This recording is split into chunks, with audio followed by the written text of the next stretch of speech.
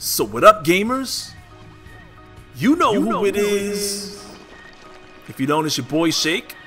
And last week I did a quick video on my thoughts about E3 2014 in terms of what Xbox and what Microsoft was bringing to the table. And I talked about various different games, and of course now it's time for me to talk about the things that I liked from PlayStation 4. Now, one thing I want to say is that of all the games that are coming out on Xbox One, I was a little disappointed because Sunset Overdrive is the only game that's coming out this year. All the rest of them, except for Ori, I think, are all pretty much coming out in 2015. So there's really nothing to get me excited for Xbox One for this year other than Sunset Overdrive. Looks like a great game. I don't know how long it's gonna last though. It doesn't seem like the kind of game that'll last for a very long time.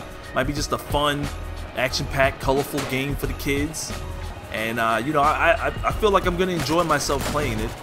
But we'll just have to see when more information comes out on Sunset Overdrive, if whether or not it's really, the game that I'm really looking forward to, or a big game. I'm really looking forward to Fable, the Halo 5 Guardians, Master Chief Collection is coming out this year too, but we've all played Halo, and it's, the fact that Destiny's coming out before Halo kind of makes it a little harder for me to, to really jump on that Master Chief Collection like it's going to be a big deal. Then again, if they have some other things that they haven't mentioned that'll make the game a lot more fun, I wouldn't stay away from playing it. So on to the PlayStation 4. We got a chance to see the Order 1886, and I was rather impressed with this game, as I've always been, but this time we got a chance to see a little bit more in depth. It looks like you're fighting against werewolves and lichens, or whatever they want to call them. In my humble opinion, the Order 1886, it just looks like the most graphically enhanced game that I've seen at E3. And a lot of games looked amazing, but that just, for me, in actually seeing gameplay, like real gameplay, it didn't look like a game to me. It looked like a movie. So I'm really interested in that game. Now, I'm not the biggest fan of platformers, although I played a lot of them when I was coming up, obviously, because of Nintendo and Sega Genesis. But Little Big Planet 3 looked amazing to me. And considering how good I thought Strider was, the game Strider, it's on the PSN network and on Xbox Live, I thought that game was a lot of fun. I didn't play the whole game all the way, but some of these side-scrolling, platformer games are a lot of fun. And I gotta say, Little Big Planet 3, it really impressed me. And if I ever get that game, I think it'll be a lot of fun for me to play with the kids and probably have some fun enjoying that with the family. But it really did look like a lot of fun. I was really impressed with the amount of things that you can do and just the art and design of that game. Then there's Project Morpheus, where they have the headsets, the VR headsets, virtual reality you put over your head, and apparently PlayStation had 3 games on demo. And I'm trying to get a hold of some of my friends that went to E3 to find out if they got a chance to try Project Morpheus. And I'm trying to see if they, how they felt about it. I did hear some rumors that Drive Club will be compatible with Project Morpheus. And again, this is another device that PlayStation's pumping out. And it's kind of unreal because, virtual reality's been around for a long time. I remember coming to Disney World in the 90s, early 90s, and checking out their virtual reality displays. And at that time, it was pretty amazing. Now I live out here in Orlando, and I go pretty often enough. Right here, my teammates got sniped out of the window. Couldn't believe it. But, I've been going pretty often now, and it's not that impressive, but I haven't really seen any actual gameplay from Project Morpheus or anything that was recorded. But I don't know, that seems like something that'll be pretty cool to, to indulge in. It's not something that I'm really excited about because really to put virtual reality headsets on, it seems like it's going a little too far with gaming. I don't game as much as I used to as it is, but to kind of come home from a long day at work or from school and then to put a device over my head, it just seems a little bit more like I'm plugging into the Matrix rather than getting myself out of it. And I don't know, that seems a little bit too far-fetched for me to get too excited about, but it's intriguing nonetheless. PlayStation also announced that you'll soon be able to upload directly to YouTube. So when you use the PlayStation, Share Factory, after you make a clip in their editing software, then you'll be able to upload it directly to YouTube. And I have to imagine that since you can basically create commentaries using the PlayStation Share Factory, I have to imagine that you'll be able to create commentaries and upload them directly to YouTube from your PlayStation. So what does that say? That basically makes everyone a commentator. In the past, we used to do videos on the equipment that you need. You needed an HD PVR, a good microphone. Things have changed.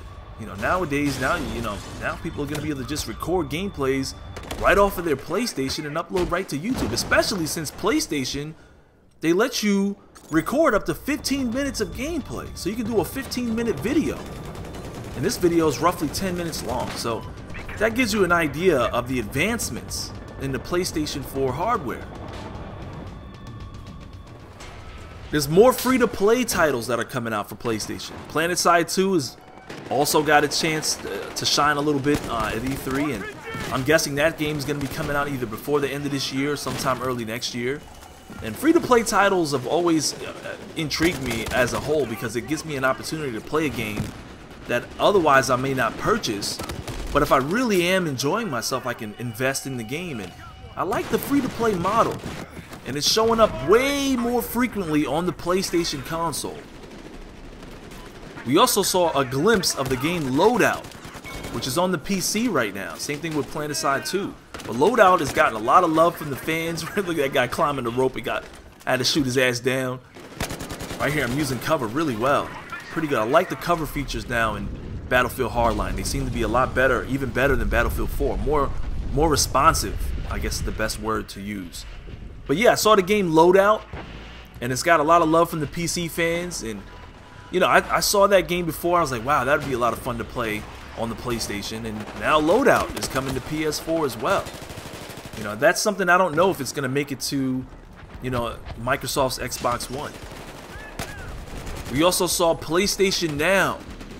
And we realize now that PlayStation Now basically makes the PlayStation 4 backwards compatible. And I'm hearing a lot of rumors that you won't actually have to pay a fee or pay a monthly subscription for PlayStation Now. You just have to buy the games. Well, I'm somebody who didn't get a chance to play any of the God of War games, and I didn't get a chance to play any of the Uncharted games.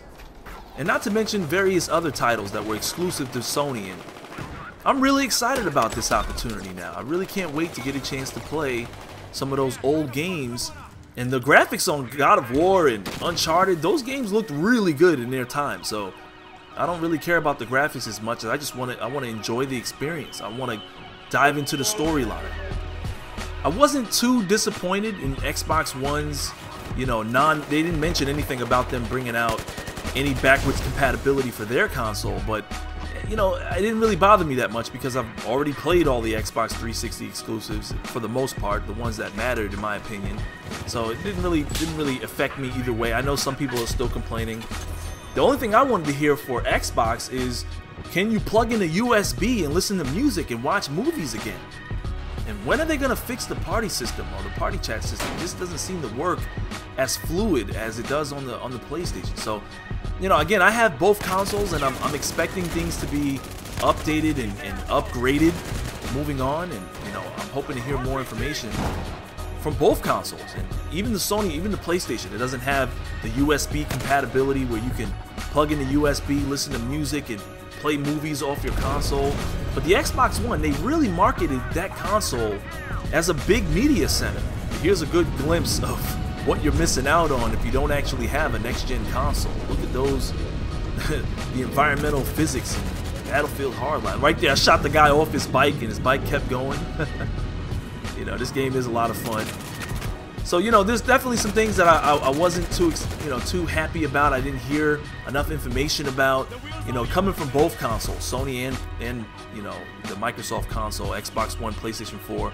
But I am rather excited about what I saw coming from Sony. Quite a few things that are coming out this year are pretty exciting. No Man's Sky. That game I read so much about in magazines. I researched it online. It is absolutely one of the most amazing games for traveling or traversing the universe. That game just looks amazing. And now I find out that it's coming to Sony's PlayStation 4. That might have been the biggest hit for me at this year's E3 2014. So it's your boy Shake. I hope this video made some sense to you guys. And I'll holla at you dudes later.